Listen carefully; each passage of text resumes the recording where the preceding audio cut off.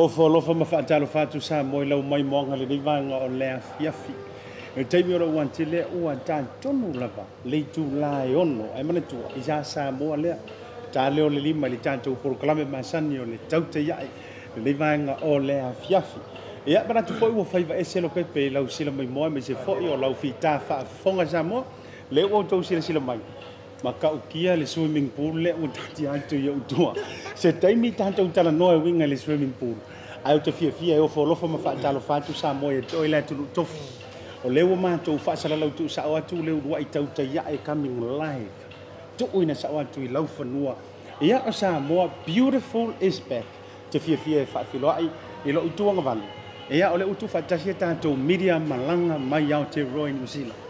Sunga ya Lorenzo le to tau fai loina kai Sara ia ma sui o le tanto lima tonu tasi pi ai tamatu ai fo o le tanto BluTV io le o ma futa mai foi se taimi fa filo ai foi tasi o sui mai le tanto radio Samoa media taimi fo no proclame ia nga tele o leo lo tau malai ia il tanto lau fanu nei i Samoa ia le to fava aina Folasa sui o le tanto Bluwave TV ia i Samoa malo le soifo maua malo le langi matafi ia la mo fatalo fana ile tule fatalo fantu Lorenzo ile to ai tau mai le pe le ngoi po le lua ia li fo longa le yaso fatalo fantu Mr Beautiful is back io dan wai no le wota lunga o le fa la wilo ino le tato watunu masalo le fa fa ngofi ile ngana fo le tato te fa soa ma u fatalo fatu i fo le tato watunu ono lo se mai mo mai fo inisi fo i o fans na tato Tautai e BluTV so talo lava Mr. and Miss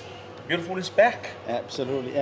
We're talking about beautiful Fatalo Fantu va aina Folasa handsome beautiful le ava le arranca le ko fio o mai Fatalo Fantu o leo lo tau malai ma pule o tanto ele Samoa ma loli tapua o le Fatalo Asiata Mo fa pe thank you beautiful e au te fia fa filo i ma fatalo fatu ia lua fionga ia le uso ia Lorenzo ia ma se foi la fatalainga le vai malai se malo le malanga manuia ia lua afio ia ke lo mo leva nga fia filo e lua fio ia le uta to filo ia ilu mo nu lo tu nu pe o la le tala ile anga le mo no fo le tu ma lo se fo mo ia ia alange ma so fo la le lo to fa va ai monia o pu ma sania ile o tu le to wa sau le va ana tiu tau mai le va ana tau a o le ma wa lang o le va ana fa wa fo lau a o pu fo ile tu si le fa mo mo o to nu o le la au le o le so fu ma nan tu le o singo le ngal ite fo i fa nu la lo ma fu ai sa ia wa va ia ta to le le ia wa le to e loka Samoa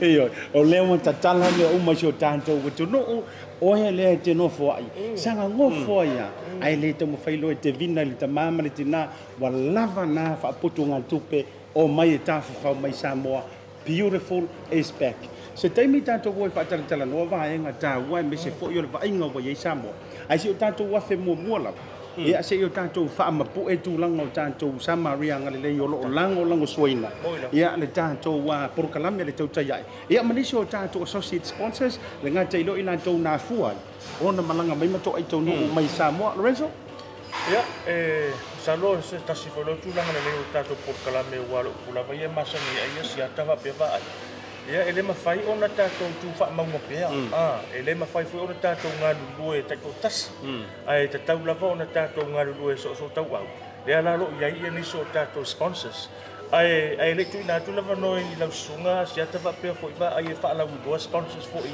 ale tatou BluTV mana ia le avea foi ona nei taimi man nei tu la Asiata e mamon le so se ngangol fa tai tele lava le official tu risia le ngata le o tanga mai mo mai fafo ia ile pulenga ia le ngata i leo fa uru ngom tanga luenga i se esi pa pea foi le lato sui o le tato watu nuli sila ia le sunga ia Sunny Rivers ma moli atu le ngangol fa tai tele lava e tu sai foi ma le fa alo le u atu ina mai malanga mai ai foi ni so au so fa sala lau ina ia ngalu lu fa tasi mala au so fa sala lau le nei e tato te fa lau i lo fa tasi le beautiful Samoa ma le beautiful respect so Sunny Rivers le ngata i lea lau a fionga i polisili pa pea fa ulunga o le official tourist tangata mai mo mai fa fetai tele lava o lau fa alo le a se ma lo fa tai va ayo ani se tanto company la no sua me se tanto por Colombia le Tautai e mal BluTV e nei lo tanto o tu tanto tele ia fe New Zealand i company lang ia ma lo fa tai Asiata ia e moli le nganga fa tele ia i le pulenga le tatou wa Samoa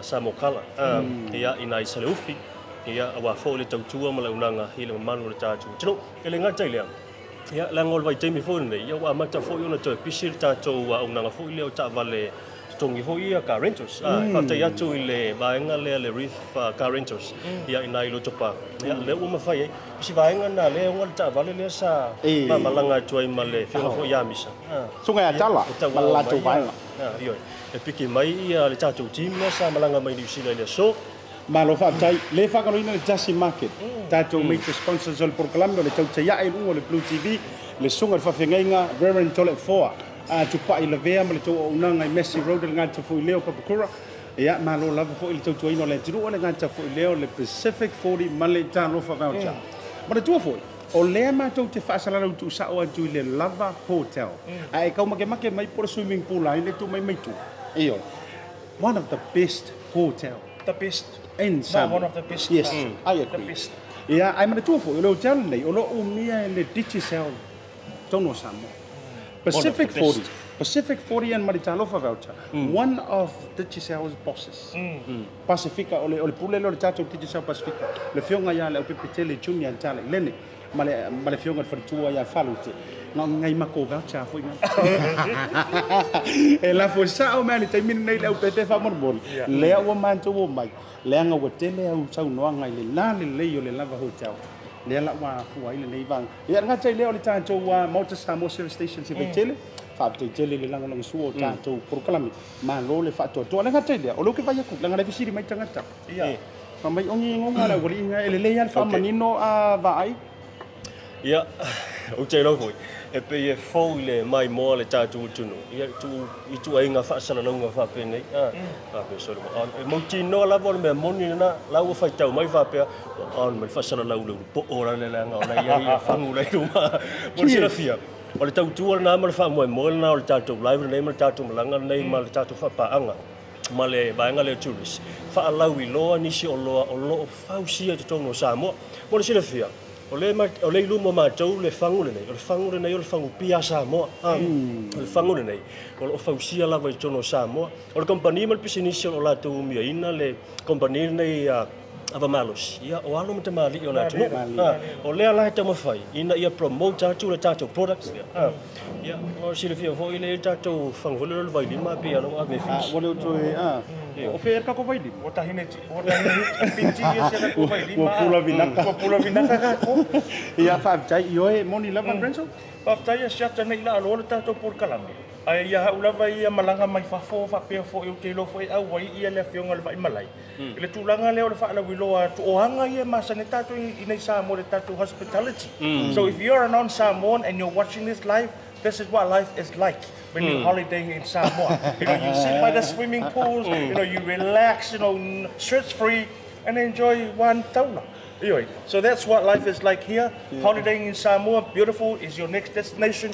Beautiful is back, beautiful Samoa. Also Asiata, nei ngalo.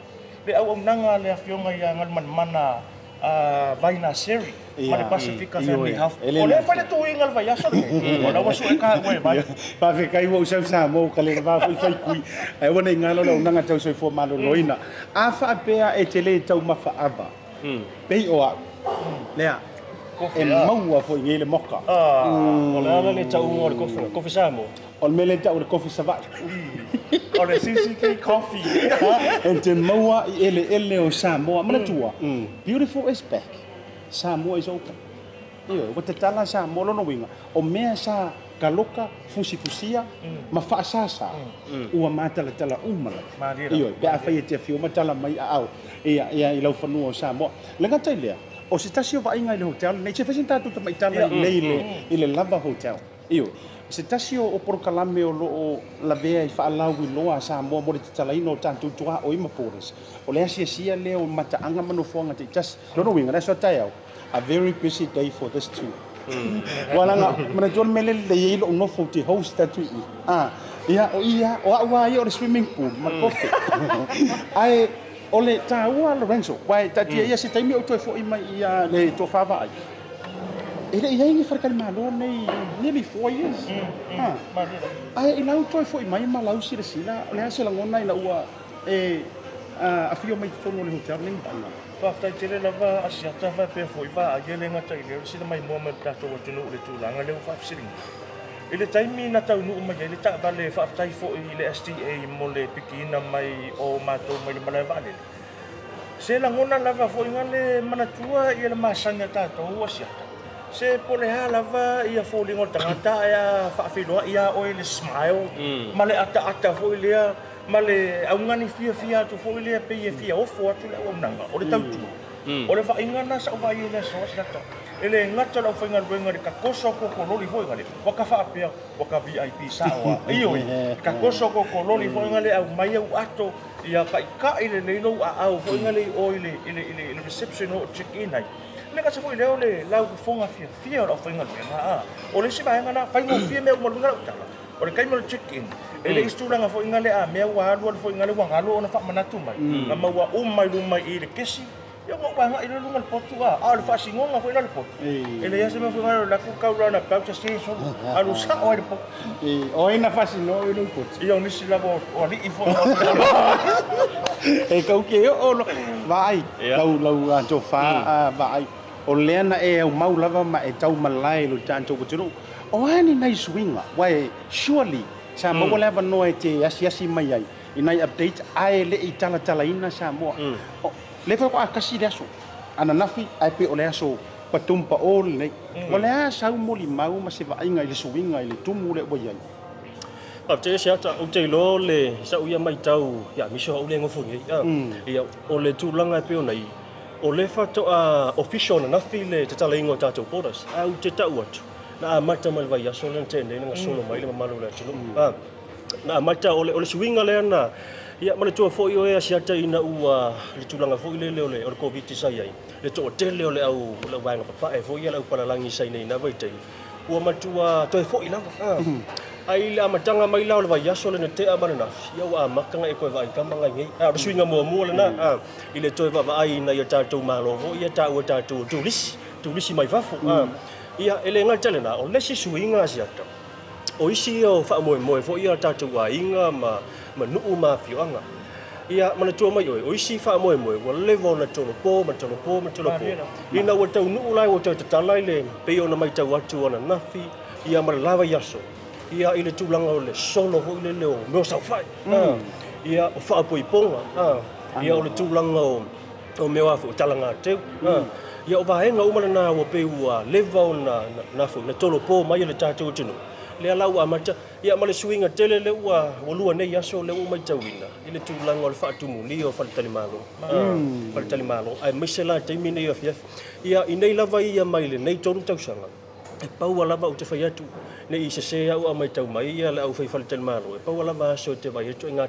tumu hoile na weekend o le mele wei amata mena nafi e mawhono wha pera amata mai le vaso nantea kumu mai la songa fua e o lava i le weekend o wha pena o le swinga na le pe ona o mai tau ia te au ia le utelo fu ni Samoa mana ia le tūlanga o le tāua o le tātou toi wha manantu ma le tātou tau bala au le atu o lea ua toi fo'i mai Samoa i masani sa ia. Ai ei le fasi fai tau e masani o fia ia. O lea ua fo'i mai le tūlanga laua lunga. A whaina loka Samoa i le isi toru le la whātau sanga i COVID. Te mene tua, Samoa was one of the country ngā muli mai i ai le COVID. Wa leva lavana te tala New Zealand, wa leva te tala Australia mani so tunu. Pitai. Sa tātou whaatari uma i a Samoa. Lea la o final liwa matala. Wa matala ia senga ia le tūlanga o le whaamasani o le soifua male whaamai. Tasi ba inga ngau sau nei a Lorenzo e ba nei a. O te sau nei, so le ai le ofi fefe ri ka koukou. Mai. O le fefe kofi ki anga ko. O le kausu e klau mask. Wa ofi o ke kau mask ala, ke lor men kau mole. Wa kau mole ele asale la. Ala fa mai o le seu vai ngada mai. Ke le fo e io fa mai foi ko ke mai oi New Zealand o ko ma sangi ai lo vengo la tala o le o finally o used to o le ona to o le sa vai ngana mai vale le me se fo io le e querem eu fai mas vai o lo ia te tato le tūlanga le o fifonga mamas. Mana tua ro tato wa tunu i nei Samoa, o sa tunu e me pela. Ai mana tua fo io stasi le o fo o whaama. O le fili o whaama i o kofi tis furu io. O le tau ke venga. Ma o le mafuanga fo le nā sawa pena o na muli ia i lava i a Samoa ma niwe e mauai cases. O no le tūlanga o le tau. Ma o le tūlanga fo le nā o le vave mauai fo a vape mau o le kofi tine. E vave pe lava, ma vave tea. Ia o lisi vai nga Asiata Pio Vaoliko le tūlanga i puipuinga ma le sanga le mu tatou ma le vale. Lau tana no mua ki lavan ma le vale. Mana ia. Se makua i o muko i o mimika soli. O vai atu fo ua whaalele nau pe ai o le te mina tau malanga mai ai a tele ina tau ian tapo ai me sea o le li da. Ia. Ai foi malai solo afu na sa. Se fai sa fa mtalanga. Se atau tūlanga lava ia o le whaanga i tia. Ma le tūlanga fo i lea le mawhai ona nana ina le tūlanga o le fia ma le oli. Ma moli atu fo i le whawhatai le Samoa Tourism Authority ona o le apa mai fo i le matou au siva whatau whaamane vai. Ma le tipa ula. Ina ia whaini nai whawhiwhianga fo i le mana tua. O i whaile te maupolo ai, vanga le a? Ia o au leo te no fo le teino le ahinga. Ia ai whawhatai fo i taitunu hina o le nei whaiawa. E whaile tūlanga fo i leo le whaola le tāne. Ia male au siva sia matou ai. Ia le leika au ki. Ui le asa. O le tūlanga ia au ia matua i tolo pulo lo official tourist. I le whaaporo kalame ina fo i lea o le tau toi whamasane o tātou. Le malanga mai New Zealand. Mua na vai ngā sawa ai e lo tātou watu nu malai wa lele nei au kilan. Pafifianga wha Samoa. Manai. Tau mamoli mai lea nganga fo i lea e te o mai Samoa. E ke le kau me ia fo i ngana. Ngā lo in mai ia e alu roa. Ia ngā kau. Ai o se wa inga fo i lea whaanga i tio lea nganga. Ele ngata o le nganga fia o tangata le malanga mai. Ai o tele va ai o tele mai tau ina tūlanga fo le masa nei o whanono no man tangi simla va lele. Ona fo i fia nei a ina le New Zealand. O mai ia ni sola to tau ai ngai nei ia sa si mai. Ia e uilea. Ia o le tūlanga le peo le fisiringi va ai la usolo afu ma vaenga. Ia, se fai sa. Wala ngale pe fa tanga vai lupe e sa no. Le en pe na fa tanga na lona e fa fia ma le vale. Fa kanga no e ke fa sa ngol vale le. Ia, o le mera wa ia. Nga mai fa tanga na fo ngale ai pe tai dani. Ar vaenga le sa fo mai e usolo afu. Fas kang kanga kong ia. Ai sa o te na tūlanga sia ka. Ngo fa ia ku ia. Please go away. Please go away. Oh, la already. Okay, so you beautiful is back.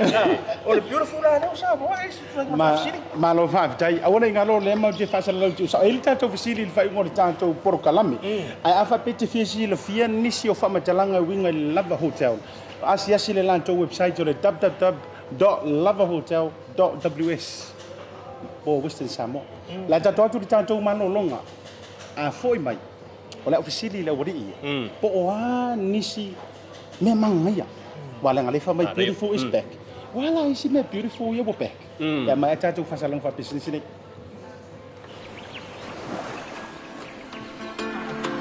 Now that is beautiful. You think that's beautiful? Look at this. Nah. Waves without crowds. This is beautiful. No, this is beautiful.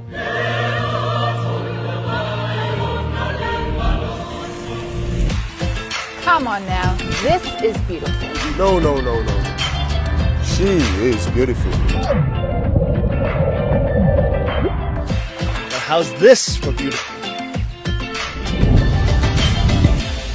No, this is beautiful.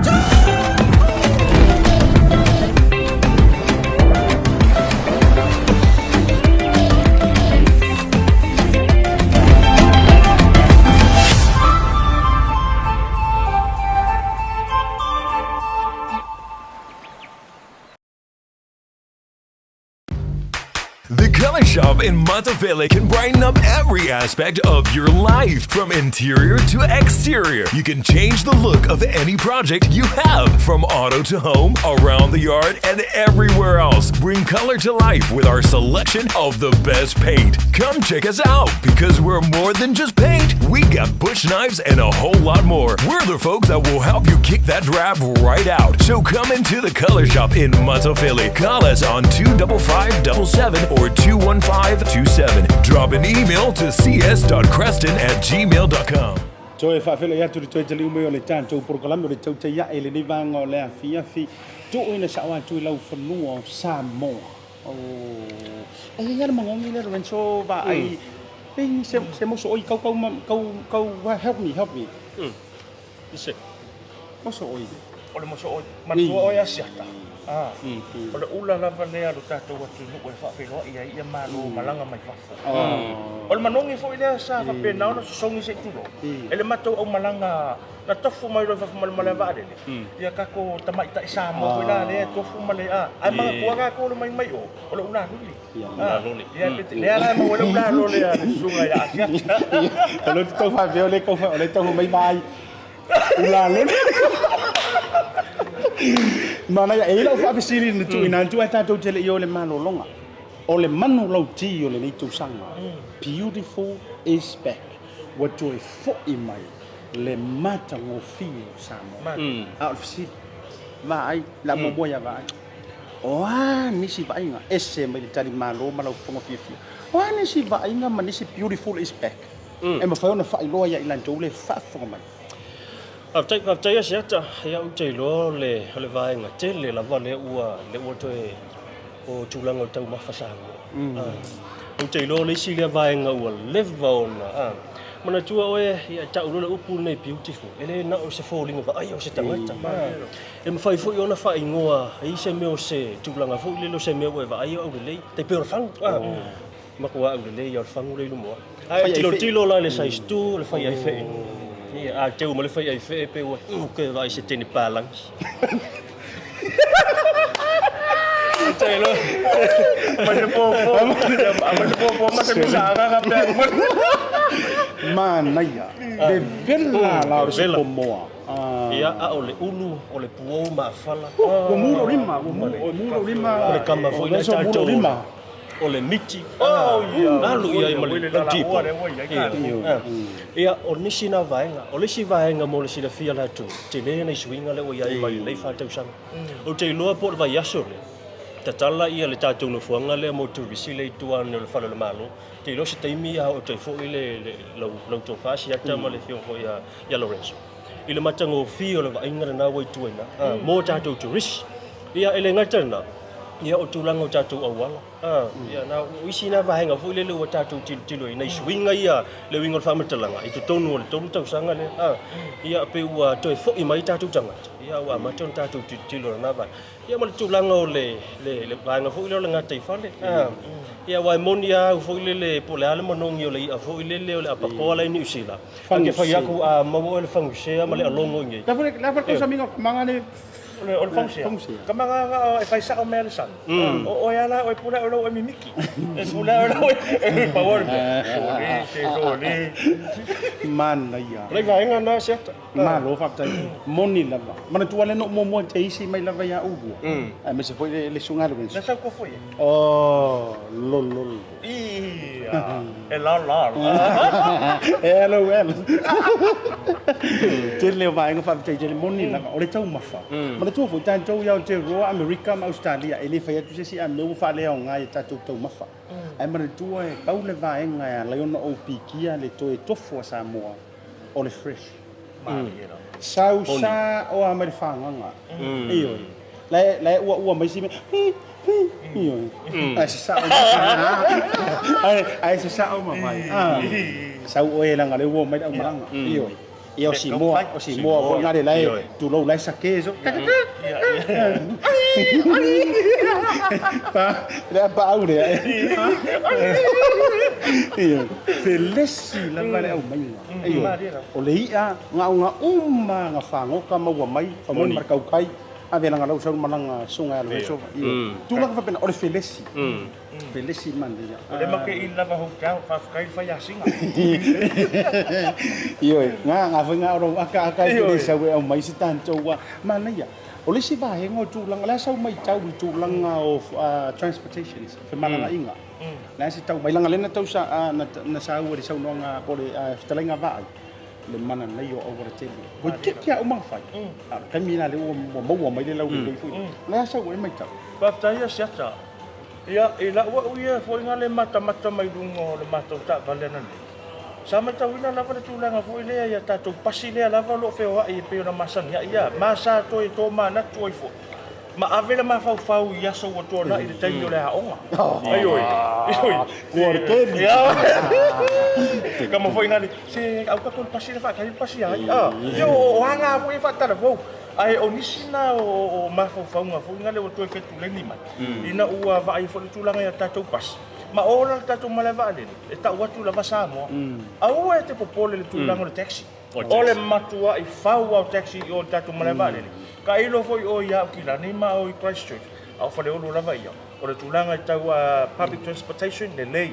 E le ngata foi le tulanga o van. Afa pe malanga meni a inga e maua uma i fa le olo i taxi van. Ka mwenga le 12 sita. Ia ale ai foi. Ia em foi la foi ona fa tonu mai sto rental. Pe la rental. Ia Reef Mona rental. Ia ona ngalo ia jo Mona rental. Ta vale ia rental. Wa lo te fa nga ina. Ata lo fakta to ile police ile ya foi malo el estado. Ia me se foi na ia anet. Io me sunga Travis fa kai mo le fa po si le. Man na ia te. Wa ta u foi tu langa i tanto wa taxis in Malaba. Kailo o New Zealand, ma Australia vai. E ki sau ha o fa fo mau ako e sau e kausu e sau tax. Oi. Ko anga ma fainga sau ko ka mai ko ngor kast. E wan tu ai to musi mai ela antu mau moni. O le tūlanga le lei, e le tu e tau su ea mai kau kukui whafole tau asa le la. Tau sa ili sau sa. Manai au hospitality ma le tali māloa a Samoa. E sa tūlanga le weta, o tūlanga fo ngere tā ua te. Ina ia momoli ia le tūlanga fo ilea o le loto fo ilea tā pena mo tātou tangata malanga mai. Sa umal mawina le tūlanga nei na so. Ele ai se fa ilonga langa o tatu tangata fo ngale fa mai lo fa pe si o sa mo la fo ko sa ngai ngai ya ona le o fo ina tu le tau tu tau no fo atu a ma tu i toro ku ro i le official tu si le ma ko me nga e sa o le sa no Sole nga kofu mai fa man fa ko fo ngale la usa. Mai la ka mai. O le hasi tūlanga wa ai walango tere e ratu le malai vale le no tape na tū tanto lai. La si tūlanga le lo lofi e tore au fai ula mata mai tai fo ie fa fi lo ai le sunga no tau no mai ia lo renzo. E moni lava le sine vai ngo pa u atu ile tatu a. Ia ile teimi wa utelo. Ia okay no ele kau fai lo range. E tau le Olo Renzo, e ile me fo ile le kau le. E kau le introduce. E na ona tofu mo ila no. Fa longa ku isi vai ngai to. Renzo wa isi mai fa longa ku isi leo tangi orange. Oh, ai orange. Ai le fa mai ngiso enso. E uma koi fu mai na ula uba ana so kaya ko koi. Mano va pe tai mana tua o le tatou e le tatou kisiri muli. Ai a fai te fia i lo antili le tatou hotel nei le lava hotel. Moli fa malo ma le fa te tele le fionga le puli. Sili le fionga ya pepe fro. E ma le lantou au ofisa. Ia mai lantou fo i lo ngano lue o kasi au le te no tala. O tuaina uma mele fai make pa maka fa pe. Se le fa makalo kalo mai o fai ngadu ngaso. Lau fonga fia. Maka o kia le show le so ge yo le audience fo ngale live. Ia ka te muso fa pati le ngola te o tau lo to te. Ia ai fa pe te fia sila fia.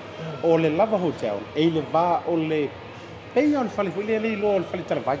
Ma mia ropa. Ya lo ngai song ya tai mu no.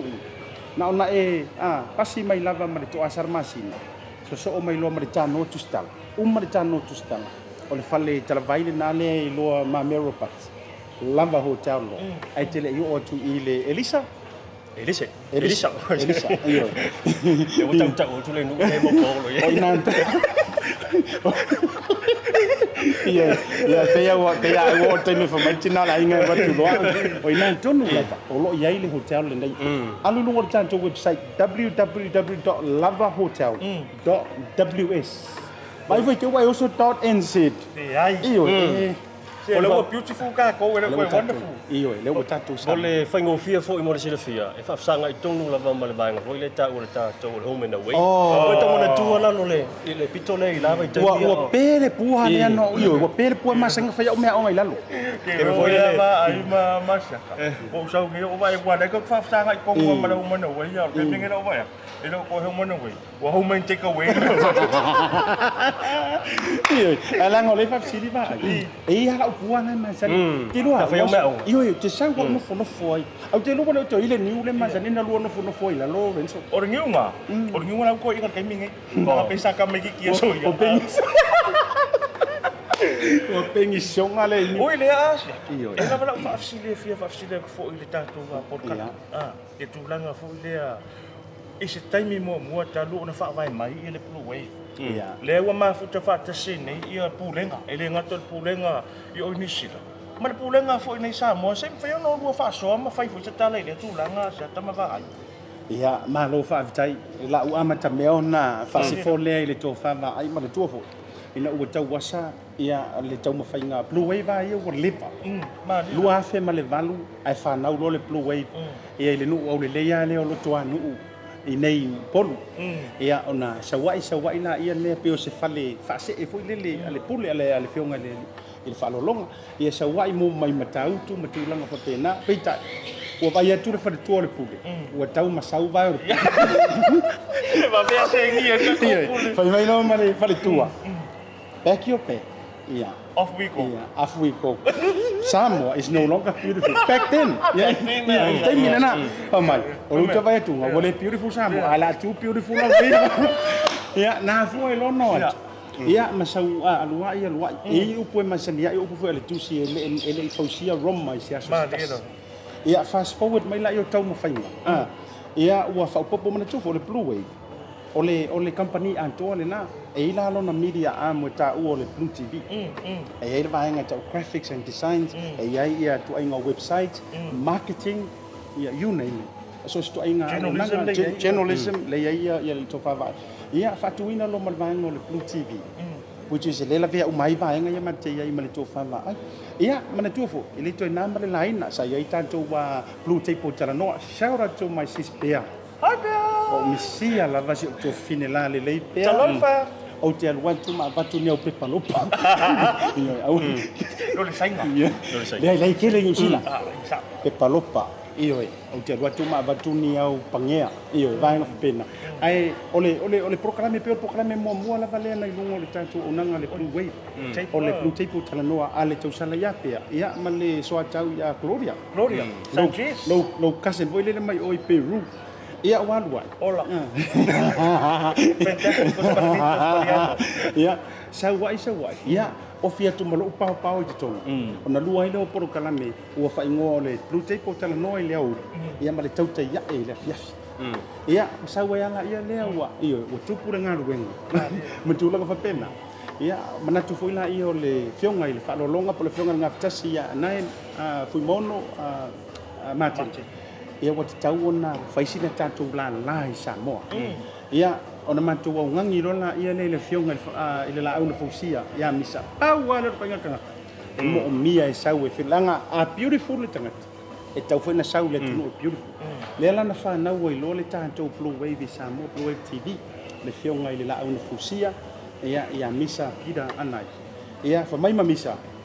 Wa mamafa mai New Zealand wa mamafa le matou ngaruenga Samoa wa mo mia sa uso atau mai le to tele mana tuala se faila utala mavi e tele na fasara lau tatu wa venora fasara lau o ka ko bongo fuile ia e alu ko minga fa New Zealand to tele na to wa vanua tasia vanua le au mo o le lango foi le ali tatu Bluwave mo plato mo mia ngaruenga New Zealand puino ngaruenga pulanga fa pena ia mai le tele a o lupe sa fili mai le fonga ia ai kasi ale no filfilia.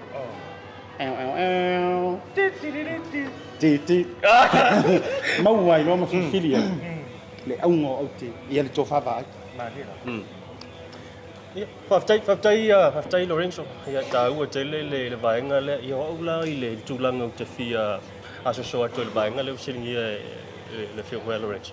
O le tulanga fo ile o le o se fatasinga mana tua mai oi talu o na ua mata mau fala ba no nei nga lue fatasia ia o te lo le si afianga nga le covid sai o le taimi na faile interview sa faunga ia le tatu va ngole online ia o le taimi e fai ni fono le staff ia fono i lungo le online ia ina fono mai nei fia masina sa matu mafutai ia e pia o le ua mai o na filo ai foi le face to face o le winga la fa matalanga le tatou filo inga ma le tatou Tautai e mua nei o se fia fianga le nai ta ua mafai o na matou filo ai face to face ia ma le matou Bluwave TV ia po le BluTV fo New Zealand na le ua fio me foi la fionga le falolo ia talinga foi i le vai malai le tofa ia Asiata ia me se foi ia onisi o le tatou team mai New Zealand io se fianga lana ia ta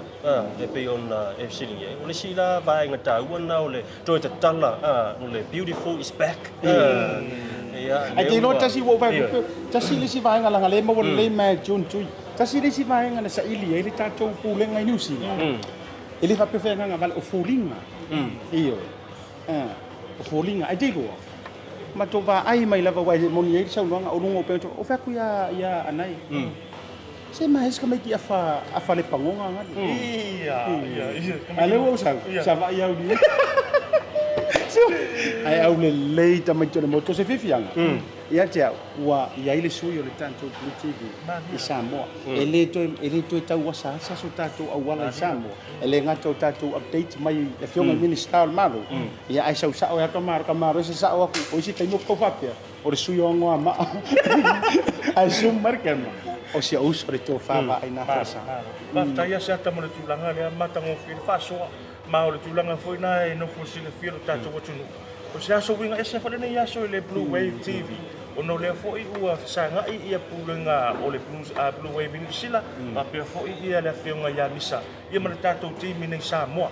Ai na ta ula fa ya misa ma pio se me ma ai fo ngale ya la reaction na ai ke no lo kom tala ino la fa ya misa se o le uso lo fa ina le lo na lo yesu ia mana tu fo io man tu va lupe mana tu fo le fio ngala fo ya misa na ma lo i Australia ile tau vang strongest man. 啊 o vai ang ngafi a wa tuilo no fitino no sauma Uia kamaro papa di mo ki wa. Iyo langi o. Ake no la kala ko le fa ko asia.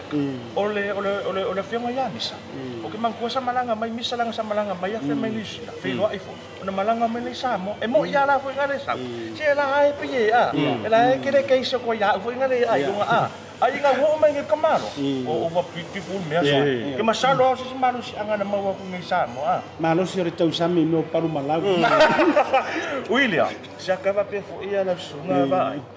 Mana yo tatu fa so el porco. Mana yo foi le tau lunga i tatu por kalame. Le foi o to muli ia le fa penana to tali wa tu fa malanga mal pe ona fio mai foi a fio ngai le tama tai para mia o tatu wa tu ni sila. Ona ko to sinda join fa pe fo inisio minister. Sui fo ia fai pule ia le ngate le o government officials.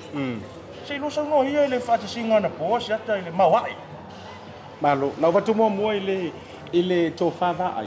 Isana sila from a Samoan journalist and a media, senior media host. Walang o tatu masanya Jacinta makaka mo pitol. Aule asa we mai tau amatai no boleh ba. Vatai Asiata Lorenzo. Ia ole sile vaing tau ile tatu pun kalame. Ia tono foi tau vatu foi ile tulanga wa telo live streaming ia mai na po awa foi ni mesa tela no ina ile so. Ia ini fe nginga mali me fa pena. La mata mai la na po ona po. Isa falongona lava ia wa se tangata ese ia lo pulo fa tustala. Mali. Ai tu wa tangata tali malo tangata Samoa.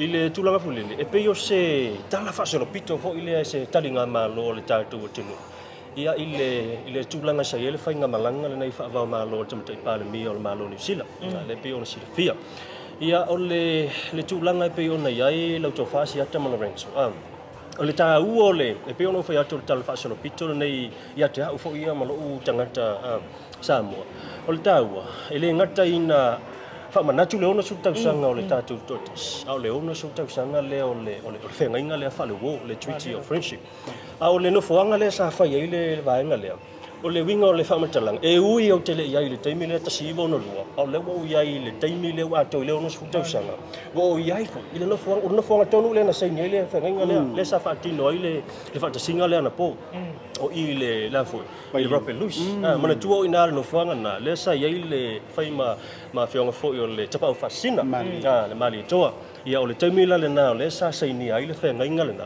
au le tulanga fo i tani ma lo le tatu ile tulanga sai ai ia le tatu talinga ma lo le po ia o se fianga tele o le sivaenga mo le se fianga fo ile ia te ile tulanga fo ile le ua fetau i lava ia fola ile tulanga saule te mai tai pale mio ni usila o se te mai tai a ole pale mio Samoa le talitaliang ole te mai tai fo ile tulanga la le winga la u fa matalanga pe ua se ba inga fo ile le sa le iwa ai e mo ia te le o talinga malo sai ia ai ole tulanga pe ona u sila fia uma wa matcha kwa combination o mai le ya se i tau to pe na nei vaenga nei lua tau la va nei ya la wa tu muli ya tu sinda den ya a vaenga tau la va nei mo si le fio le tatu tunu ya i vaenga ia sa upiki na mai le wa tala no ma ton fa tala no le tulanga le tatu scheme fo ile le kota o le wa fa tala no nei le tulanga wa fia ni sila ile tulanga le ua na tatalo ile tatu malo tamo fai fo ile tulanga tatu visa ila ya le tau fulin tatu visa ile se waiva tulanga pena la fai mai i anti tasinda ten ya ole ase itoyana ai mautino lava ia ole afa pena ole si vaenga ole uel so ni al malo ni sila mo mato ia tulanga tau export ia mana tua ole vaenga tele na le tala no ai te mi le mata mo fai pu ole tulanga le ole kato agriculture ia o te le la tatu market le ua te tala mai el tatu ele ngatele na ole fo i ua mau la vanoa ole ama fai no so ni usila fa ngofia ia fa pe ngofia na malama avano scholarship mo famas ole winga fa matalanga na scholarship ole amosa vano e vatu ai la to fo ile to mo fai atina fatoanga ina ia email trainings ia mata mo fai ina ia ole tulanga lava na le to mo fai ai o te mai pu e mali to mai o te lola te lenga to ia la Pena stay muli ya ilungo tato Bluwave TV.com. Ma lo fa tai vai a Lorenzo tu sai ma lo fa fisili e le se vai ngau te au ese ai le finangalo le tofai vai. Ai se me au te tau ai la mai tau le pona po. Ese mai solonga le. Wa kau fa ki nga uru kele la to na fa por kala melen po. Monia foi mai nga o kusa o lea ngani mai nga foi por kala fa pene ba joina tau la ngona lo fa no le pona po. La uleta uani tulanga au te lona ila to ia na tau ia le fa por kala meina o tulanga o media se mai la to me fa na la to. Le yo le nganga ia ba tu sa o fo e tu walango. A fai o le tanto manu lauti. Samoa me se auto ia nei Samoa ele o ia lo puanta ma fai na manto o mai mamau e tau si ilo tau au mo fa mama avenga ia tau ai a fa pena lo tau mo fai foi lele e pule tutu ma tau fa sa le vaenga ma le vaenga ma le tu ta ko si le fia mo manto lo ia sa lo tonga o tanga tu sitala ai au foi nei ngalo o le va fa lo o le laua lunga le o me mana tua ele ia se ele ia na po ele tau mafai e fa leanga sa mo o le tau mafai uma e na ia fa i loa le lalangi beautiful respect ai ia attitude tau le beautiful ia Kau ugliness mega kau absolutely ola una concern saya na po il peno fa jola le afia matangi mo le ta o swa fo ila tau ya ila tau lo ile fa tu tainga iyo e tau la vea tau le mero tau fa ilonga lango i tu langa o media o monia iyo e peila o le winga na lautala ia e tau fai mai foi le fa tu langa o tau ele e fa sai e fa tang e tau na yo le tau anga ngo mai o kama para langi nga po abe kami pa mo mai a pe fa nga po ta mo mai o mai o tutun o ai ko kong sa no fia vai a tu ala se si o au vai nga le na bebe la mai man to na po pe o kai alu se fai le palangi la to sa fa fo le winga le na la tala mana tua o le ta to te o mai lau o fiso e lau le tolo ai ala tasi le maunga yolo e tasi al tatou pitola au mari tatou ngaluenga o le fa au le leima fa ilo le lalangi wa sefe Samoa wa kaunga e fio mai na kana mai au ai a faila o le fa mai beautiful respect au le attitude le beautiful to liu le to fa to ti mantale o penga tatou le media ele a fia fo le to tele male lavaloa ala sir fia ngaka le feto ela ubita e tu langa na la ngole aso amata o ka urusi voi manto me ia tu le sipito vai Oni o mai manto o fa sai ai tale lua o manto wana mo e lungai vai lima mana tu o fa mo fa to a fai le kwata te ai le lima tale lua o manto o tau su ai to se fulu minuto tau no palmia le fa camino solo manto le fa camino solo manto por decir ia dati tau le fa ia tu la te tala le tu no langa a fai o ta a fai fo e tau si sa fa matalanga si langa tasi le nei media na tua ia e le tu langa fo le le tau io e fa kala ngoa ku mingi scan fast ia na fa mai la ia mo te pais vai ta to i te ua lilo tu mo ua li tu ma io a ole nganga ma wa lunga ma le nganga ma o mai ta to ngal lo fa tasi o mai yo o mai ta to ngal io o le nganga la na ma le faftai tele lava matango fi fo le fa so ele tu langa fo ile e tu sai mata penanga tali ma lo ta to wa tunu ia le na sa fa pe no na mai mo se la mai mo le la lo langi a to le ta to tali ma lo le po ai ta lo fai o le fa to mai ta tu fo inisi fo io o tu langa fo i pe o na tu po na po ile tal wai ona tele o mauti no tai mo ta to por kala ai ai lava sina ma tu ka mai TikTok fo ina ka TikTok ai ka la fai o tal ka ma fo ngala no cash mo so lo ta ai ola usu mucho tu la ma mo le tolo fa anga lela usu pese Samoa ole malanga mai ala fa sa lau i nei Samoa ia ole tulanga lava i ole ngalu lue so tau au ma le official tourist po le Samoa Tourism Authority fa la wilo Samoa ole amatanga o sete le ole asu yel po kala me te wila le la fa wa pelo no sfu ai ole fa por kala me ina mal fa to tonga ino por kala e pe la te wila ole unga o te le ma to mua mai ai fa la wilo ai tato beautiful Inga ia matou, au matua. Oh, vale beautiful la sia. Le leo se fa beautiful la wa mi. Io. Awa e mau ke polonga fa i le beautiful. A fa ya o kila mi o ele io. Mana tua. O le media. O le moa au le o se atunu. O wangi ngaro lo fa ngi nga o le media. O le media, o le moa au. O le ale moa au, o ka kopi ko iluma. Io, tato pi ko iluma. Ale ngala le attitude. Sui ngar wenga. Io. Ai mani. Make a change. Io. Lo pe ngang el ke CEO banga fo le le ai ta tiere media ila to tele yang ba. Wa ta sim na bang no vai vana pu. Ita ke ro na ngai si ku ya fusi. Ke ro fu ke fusi yang pu. Iya fusi nai tamaman tutua sel nai tamaman tua matina matua alanga lela sa uni ya ba ai fai de peso ta langa fenta ya o te lo stasi lo vai ngata u o le tulanga o ta tu ta langa o te pula u o te fai o te pula ma o te lo la o to mai mo mai la fai TikTok divorce material me la wai si la ta do malo longa a foi mai e se fai mele manga o ile kanga fentan io pata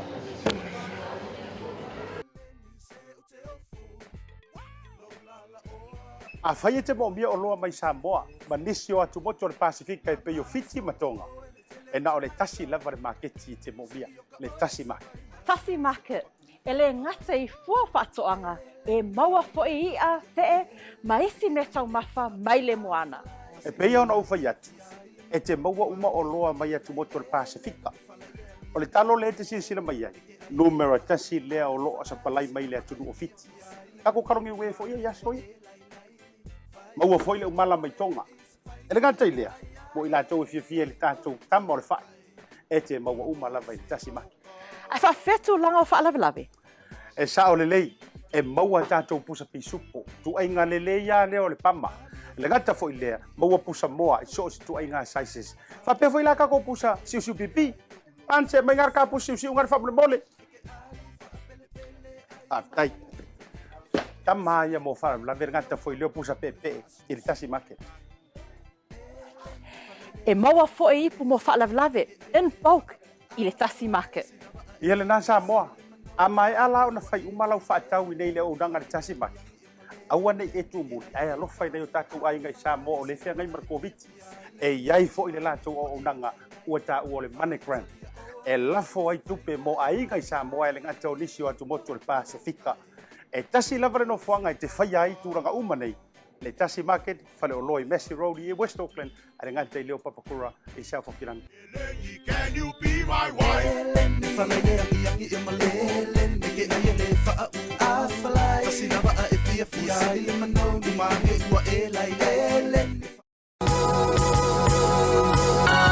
O le tautua ma le auaunanga o le Maota Samoa Service Station nei tuanai matu. Mātou te utuina lau sā ma le tele o nisi matu auaunanga ese. Ai le ngata fo I lea, mātou te siakiina fo I lau tāwale. Mātou te sapalaia fo I swāhu mo lau tāwale. A whai fo I o vai pa o lau sā, a wala te popole. Mātou te sapalaia fo I ea mo lau tāwale. Mo lau nofo silafia, mua, ta pē lau tāwale pe autu. Lua, ta pē lau telefoni I le taimi e utu ina I lau tāwale. Mana tua foi, e matua I whaasa ina le tau mawhatapa a ino foanga whape nei. Wa iai foi au nanga I lunga o le Pacific 40, e whaatau ina ai le talofa voucher. Maota Samoa, o le Maota mo Samoa uma. Mātou te fia e au na pia mo o Samoa, whawhetai le awhio mai, we'll see you again, and God bless. Joe whawhero ia tū le toi taliu mai o le tātou porokalame o le tautai ia e manan tuele o toi mamao si tātou teimi. Tātou whaama vai ua distract mai ar mangongi peise. Steak? Ole, pese o ka along. Ora ka along. Ma le palm. Ali sau. It's for like shark. Go to shark. Ia, wale leilanga o le ana tātou alu malolonga. Ia, ai, whaau ngani, o ke musu. le ngol tala le tusi o le mana onga ele talia e lo lolo ivi matinga ele lo vai vai le la patu i mari pes ya la fai ma TikTok la kan no cash parara no cash parara Samoa and beautiful is back solo ta bayo solo ba manamo aulele awe ole lava awe ole taula fai ole tamesuna beautiful is back vai vai lá e aí ele foi caro iyo Share the money.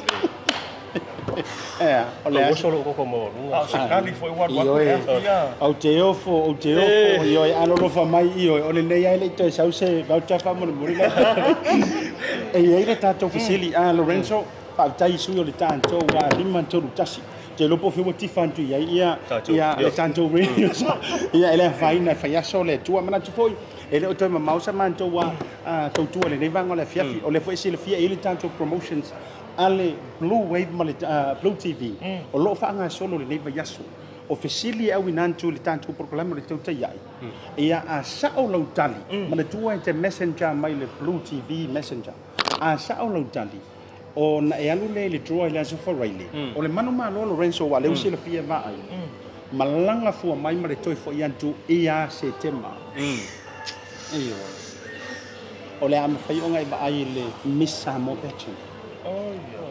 And the winner goes to Miss Samoa New Zealand. Ete manu malo ai. Ese pepa malanga. Ete sau matoe fo ia tuai mai a September. Masinga ko ai le fia sau fo le time ole te wila man sisinga fu. Ia ai so nga mai lava ia September. Honeymoon, ama ia honeymoon. Na, mana tu fo September le tanto wa a South Mai New Zealand. Ia mo o ke mangkua. Iyo le. Ai mana tu fo le South Mai le mana tu la. Ele tato vesili. O vesili sa fai le por kalami le sona naf. E te fa uma mai le tanto moanga ngana le. E lele le toloa ai. Te ro te mine finta to intrusion iva. O na fie mai ane ua to titi iva sfu. Se lau fa lima nei le tai au. Fa sfu lima. To tele. Mana tu la. Ele ngate na sa olau tani. Ai ole vai so anto si tanto wa mio. Luminga la ole ai tanto vesili le fia fine nei. Ole vesili e fa bea. Ole a le website. E te mafai ona e asi ai. E pokai so wa no ai le Lava Hotel. Pe fa fa e ka un programa ngi 4 times 4 16 4 drive o le website e mafai ona e asi ai e te sa ili ai po le potu tau ngofie o ataimi ioe vaenga le lei e nei le lamba pe te asi le lanto website po le lanto i tu lau i lunga o penga te failangi tango e messenger mai loa e le tatou Tautai. Ia kango la fo mari kwa kusi le lava. Vai. Ele ai ele foi com essa pé mai o le va o fare para va sana me home no way que so ia se. Ia o le tulanga la na e tele kali mai lungo tanto komen. Io e te sawi tu ele tanto messenger. Ia ele tulanga o le tanto. Ia manantu wala varia ia. Ia wakafia o ko ona vai nga lai. Ia langa le vela ma la ati la to malulu le ma fana o la kofe o la maka. Ia manatu la to moantu Lorenzo momoli o lo fanga o telo. Ia ele faingo fiele me o le motu ai male taula. Lai mai mo mai ia ainga wo mai pele mai se vai fai no to fi fai na yo wan. Ai ko fa manu ina yene to se mai. Ba wala nga bo ni fai ko lo ko era. Ia la fontu ia na soile merto fa va ai ona fa si fole ia ai meso ni se pia momoli lo fanga. Se fa tai fa no Asiata Pio ia le BluTV le ia fia. Mola te foi lenga ngol fa tai la o fio ngal fongo po kalami lenga tai le so atau pa pe foi pu lenga o no le nei fia fa no go mo. Ta to te fa so ma ta to ngal we fa tasi nei foi le ia fia ina ia abatu pe le fa la widoa o le ta to beautiful respect. Ia ma ta to beautiful Samoa. Ia o le na Samoa ia o lo fa ngai fia mo liatu ia ina yo matua. taimi mua le nei male lima tausanga ia o toi fusi o pai o kisi atu ai ia ina yo matua nei le malai valili nei le malai valili pe lo ia fo ia inga ele ngata i lolo fa anga fia momoli atu i sio to rua fa pele inga lava le like fa kana merina kai sara ai le ngata i leo so wa fine ia mali fale irene fa pe ia tama fangata vini reali inui ia la ro ma futa mai le taimi le nei tato por kala menai Omiston Black Bush mo le tolo fa anga ia mo ainga la umala mo mai mo mai ele ngata ile ia o nisi fo io o mai masani pa anga fo ale tato lima to tasi tato fainga fa pa anga le asfalta tere la va Asiata ma va ai mo le no malo fa tai vai ia fa tai tele Asiata ia la nga ulua le te lua malanga mai sa ma tau ne o mai o le ponona sara tu my family anyway sia fa filo fa talo fa tu ma toe o mori atu ia alo faanga ia inga malava mai se ia o pa anga le tatu BluTV o au lai moli o lo faanga na ia inga fa le o le sa mo le fese ia Io, mai pesa la walila, no ke. Ia e mori atu ia alo faanga na i wainga malava lo mau mai tatu ko kalamere nei. O le Tautai ia o le BluTV ia le ua au na tu sa to ia tatu fa sa launga ia i Samoa nei. Ia i le fatu le taulango pia. I le nuu au le leile nei o songi. Ia i le meolo ia faltan malo le lava. Ia i nei fa sanga e mal tatu ho me. Wei ia ai te loile le tele ni o lo faanga. Ia pauna le vaenga ia fa ia ia oi nei ngalo ia a foi o e mo atu foi fa monu yanga la sfana u sia pele le ngalo e mo atu ia fa monu yanga la sfana sa kami kiki ma ko sa vai mai wa mala malam mai lau tala na happy birthday my love happy birthday Happy birthday to you. Happy birthday to you. Happy birthday, vice bosses. Happy birthday to you. Tai Asiata. Malo fa tai manatu Samoa o le ase ile matila. Ai fa e lo mantu faiva yuta ile nei vai ngola. Fia fi bo moni ale ngol por kalame.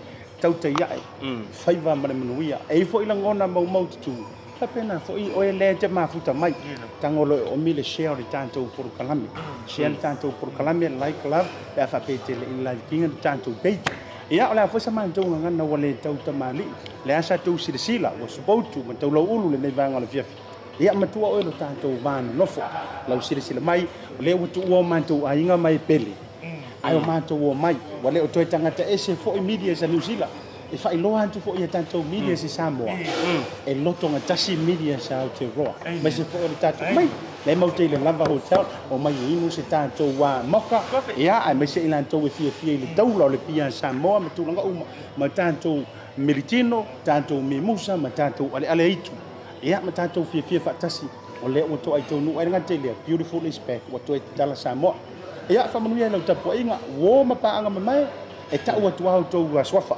pita e ile fa mo o sio wa to songa ia le to fine ia li ia nai o lo faia ile fia night club o te le o maua po le fia file nei po o tai po le weekend I think on the weekend ia all the best cousin ia fa manuia le tua ia to mo fainga ia le ngole o man to mai Samoa ia o monga nga ma moli atu ia walo fa mo ia te ro ia fa si fo me sa tala e foi la ia ai tu I do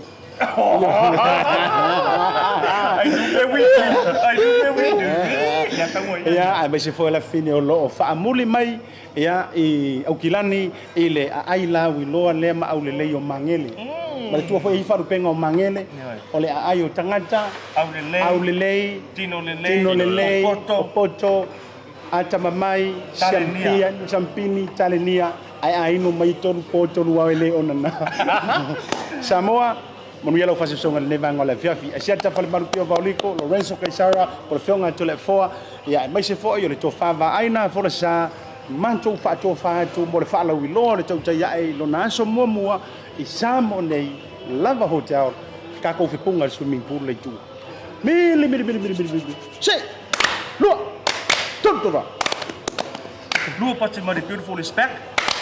Beautiful is back. Bye. Goodbye. Telephone voucher is one of the most convenient ways that I'm finding now to do my shopping here at Farmer Joe, and my sister just sent through the voucher on my cell phone, and I just come straight to Farmer Joe to do my shopping. Ole si tulanga pitusili ole tau. Ole lafo me ole pepa tala oloa. Ona whaangale e whaatau ai oloa e au ngā mole ainga. I think it's really convenient for families overseas if they don't know how to help their families here. Then this is the perfect way. Mai ai la sa suma fua tau ai lesia sa. Le fia foi sau e mo mawina le foi au ngang fo e ala mai le talo for voucher. Ila wana whaakau ma me te mga orai ile voucher. Tai mo le talo pa voucher ua maua le apususi o sewa fine. So se paro loa whai ngofie a me se le te whai ma le telefoni tai mi uma. Ai lo le lafo merkes o nei no le tamao le ainga. Pa te tu lava le talo for voucher mo le foi au ngang fo pa tai. Ma lu lava le tampai. Pa tai talo pa voucher. Teki talo pa voucher.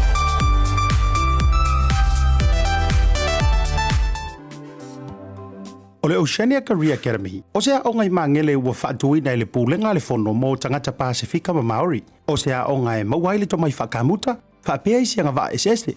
E talia so se tangata mai le se furu ono le wha se furu tausanga. Mai ha o nga fua li ima tamai tai wano fo maupesi te seni New Zealand. Whaafso tai nei loa le OCA, ile overu se lau, ono lua lua, valu fitasi. Pe asi le website www.oca.nz.